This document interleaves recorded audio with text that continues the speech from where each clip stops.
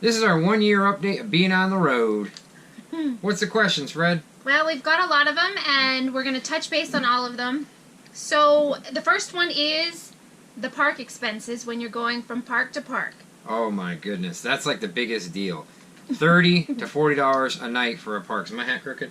No. $30 to $40 a night for a park. If you did that, that would be anywhere from $900 to $1,200 a month if you paid per day. The pay per day for a park is ridiculous. I don't know what these people are thinking. And that is why we choose to do the Month at a time. Because you can get it for like $500, $400. They usually give you a discount, and it includes your water, your electric, Yeah, it includes sewer, everything, and usually Wi-Fi and Wi-Fi sucks no matter what any park. It doesn't matter where you go. And cable. I can't say that in every park because the last park up in West Jefferson, Wi-Fi rocked. That was awesome. It did, and that was crazy awesome. But we didn't have Wi-Fi at first, so no. What else you got? How is the insulation of the RV, and as opposed to one that's not rated for winter living? This seems pretty good. We don't have heated tanks, but we have an underbelly that's insulated, so we haven't had really any problems in this RV for insulation-wise, right? Well, we did around the doors. When it gets the windows. Yeah, we got to cover the windows with blankets and stuff, but where do we notice those? We noticed the biggest thing coming from the floors. The floors were cold. And, that's and that leads to underpinning. Yeah. A lot of people do the underpinning. Should we? Yeah, we're not going to do the underpinning because we're not in that cold of a climate, right? Well, it's going to snow on Friday. 4 to 6 inches, Jack. 4 to 6 inches, Jack. You can wake up But yet. as long as you cover yourself up with a heated blanket, we've learned that heated blankets are your best friend in this cold weather. Exactly. They only pull 250 watts and they heat you up. They're great. We use ours at night. The girls love it, and we love it. Where did we notice the most issues with the drafts and things? The drafts would be under the slides. Definitely under the slides. The worst. And we have definitely blankets the floor. Yep. and towels stuffed everywhere. We've also used some of that foam insulation stuff that he put on the windows. Yep. When you laid on the floor in the living room, all you felt was like shh. It's definitely different than a house. A house has way better insulation, but then again, you're not heating up a big area, so that's got its benefits too. So. And for us being in the RV, it has enabled us to be able to look for land and find the area that we want to be in. Yeah. So that's why we chose to live full time. Yeah, because a lot of people don't understand that. They don't understand that. We're full time because we want to be able to find a place.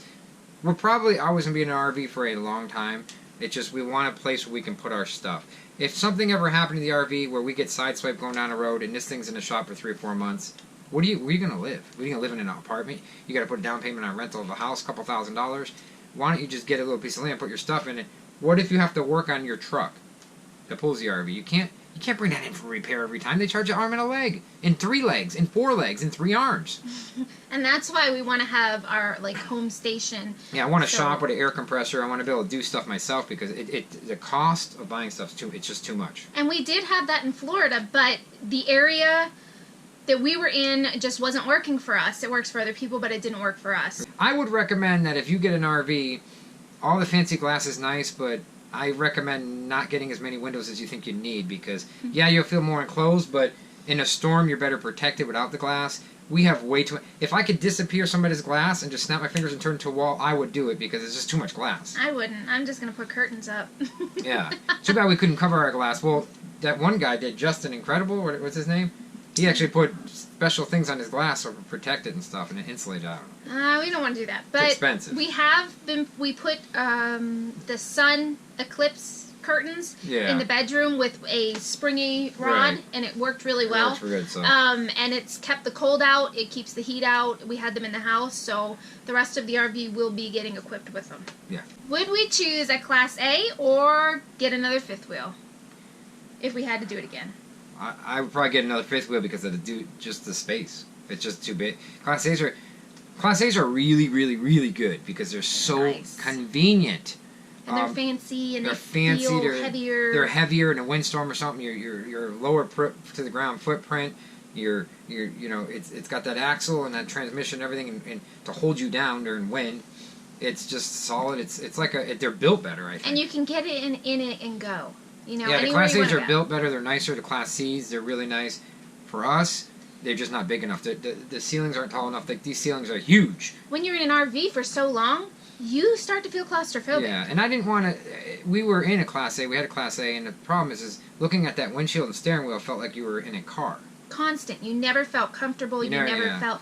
I mean, if you're on a vacation, that is fine. Yeah. It's great, and we enjoyed so many vacations in Harvey. But we're not knocking Class A's at all. We love the we Class love A. them. But when we to live in it while for us, it would not be work for what we want because we're living in it. It's been a year in now. here. We would have been we were getting really claustrophobic in Harvey. It was just not big enough. And I have so much stuff. It's unbelievable. Yeah. So the Class A did not have enough storage space for us. Yours might for you, and that's awesome. But for us, it just wasn't working. Right, exactly. What will we change about the layout and features of the RV? And would we get a Pinnacle again? What do you think? I don't know if I would get the Pinnacle again. The Jayco Pinnacle?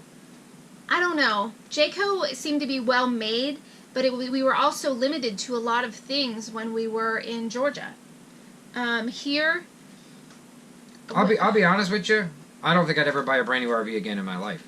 It's so much work. They mess everything up at the factory, cross wires. I would rather have Heather wouldn't, but me, I'd rather have one of the used spacecrafts with the real semi, where you walk in that thing and you feel like you're in a house. They're huge, and I would have bought a used one. The only thing is that when you buy used, you don't have all that prettiness. You know, you get the flower walls and everything, and the finishes wouldn't have been as nice. The paint might not have been nice. Everything's used about it. You don't know if they bent axles in it, whack curbs. You don't know when you're buying used. So then again, this is in still pretty good shape, this RV, for a year old living in it, when there's really no wear and tear at all, really, besides a little bit in the carpet, but barely. That's the other thing I would change. I would change the carpeting. I would put in hardwood floors or something in here. Well, we could still put hardwood floors in this area. That's no problem. I mean. And when we were buying, I kept thinking coziness, you know. Yeah. And I would choose a more open layout than the one that we have because. Yeah, more open layout. But what's nice about this is we have 3 rooms. Yeah. So she goes in the back. I don't even know she's back there. Here, I'm up here in my little man cave, and I don't even know if she's in the bedroom. I can't hear her or feel her rocking or anything. I can't feel the RV moving at all because of the way we have it stabilized. So I feel like it's a house. Just. Can't. It does feel like a house. It really feels like does. a house. To us, it feels normal now. It feels like a cheaper house.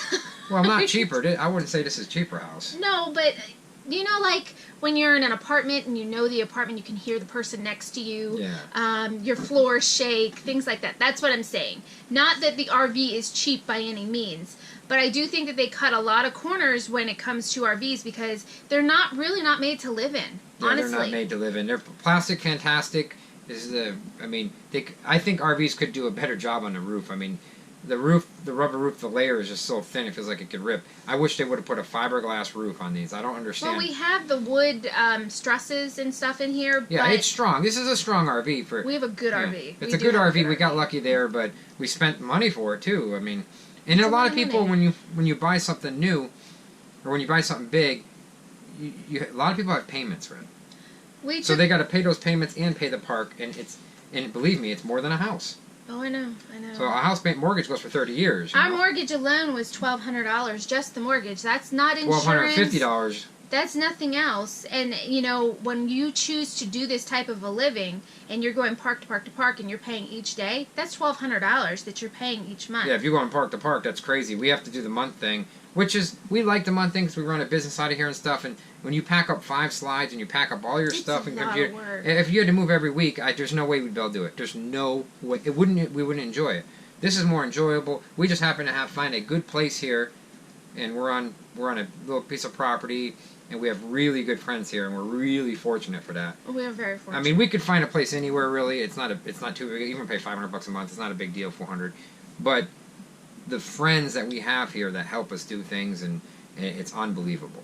Mm-hmm. I mean, and we're really lucky. Where we're at, we're able to, you know, if I want to craft, you guys all know I love to craft, I can run to a Michael's 20 minutes away. Yeah. If I need something from Walmart, I can go to 2 different Walmarts within 10 miles of us. Exactly. Would we choose an RV hauler again? Or a pickup truck? For our 5th wheel? Well, I'm going to leave that up to you. Trucks are expensive. I don't care if you get an RV hauler, you get a pickup, they're like 50, 60 grand for anything decent. Expensive. If you took our semi-truck right now, which we've redone the whole thing basically, we got about $29,000 invested in it. About that.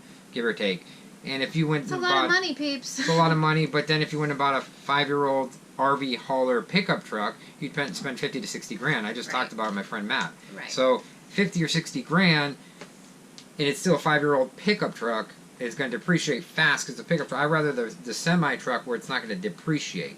See, we let it sit for months at a time. Yeah, I can't use it for everyday driver. But we like a little 4-cylinder car for that anyway. So if we had a big dually diesel, it'd be blowing fuel. So when we sit for a month at a time, we're blowing fuel everywhere. We can go anywhere with the 4-cylinder. Costs us hardly $20 a month, $30 a month. We go everywhere. And he takes it out once a week or so, and he has actually gotten amazing at driving it. Yeah. And he pulled up here the other day, and he looked like he was in a regular pickup truck. Yeah, you can drive them once you get used to shifting, and a lot of people have the automatics, but the automatics cost more. And I know a lot of people said to us in the beginning that we went overboard and this and that. Yeah, they said it's overboard, but we got so much storage in that thing. We got refrigerators, microwaves, solar panels. It's like full-size lawnmowers in it. It's like, I mean, I don't know if you could put a full-size lawnmower in a pickup truck. You probably could in the back, but... Or you could put it in the back. It's going to get soaking wet. I mean, you're going to steal it. You know, when it comes to pulling your house around, if you live in your RV, you want to make sure it's safe, number one. You're safe, and all of your belongings in your RV are safe. Yeah, if we're pulling this down the road with a semi-truck and a little 4-cylinder car pulls out in front of us, probably won't even hurt our house behind us if we hit them. They probably just go right through them, which... I'm not saying that that's good for them and their point, but they shouldn't be pulling out in front of you regardless. If you can pull out in front of someone, if you're going to pull out in front of someone, expect to get whacked. And we think about all those things. I know other people probably don't, and we're the type of people that have to... I've seen a lot of wrecks, though. Oh, gosh, the fifth wheels. So that is why we chose to do that. And, yeah, I definitely say we would choose size matters, again, over It was a hard learning experience. It was a hard, learning how to...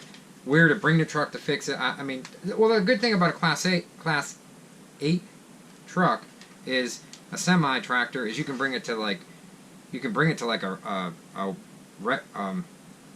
truck place right on the highway, and it can fix almost anything because they got the parts right in stock.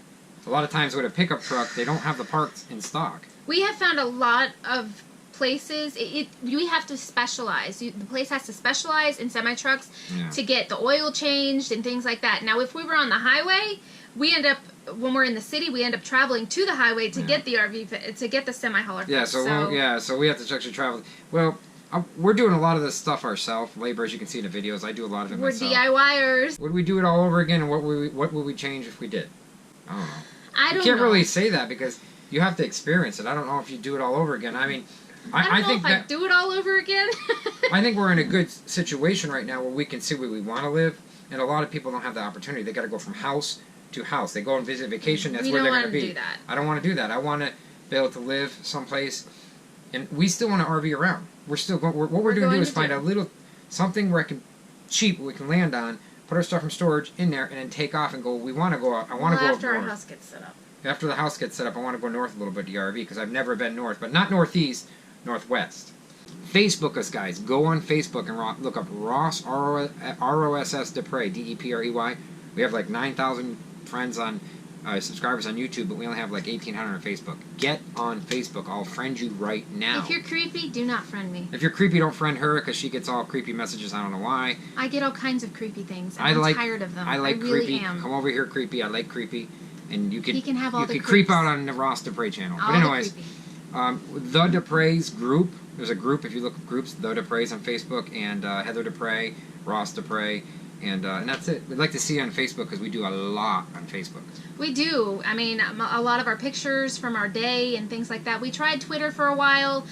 Twitter doesn't seem to be. I like Facebook. I'd rather Facebook, and my family's on Facebook. A lot of my friends are on Facebook, So and I'd rather Facebook us, guys, and we love you. And like and share this video if it helped you out. If you guys got any information from it, I don't know. See you guys. Love you. See you.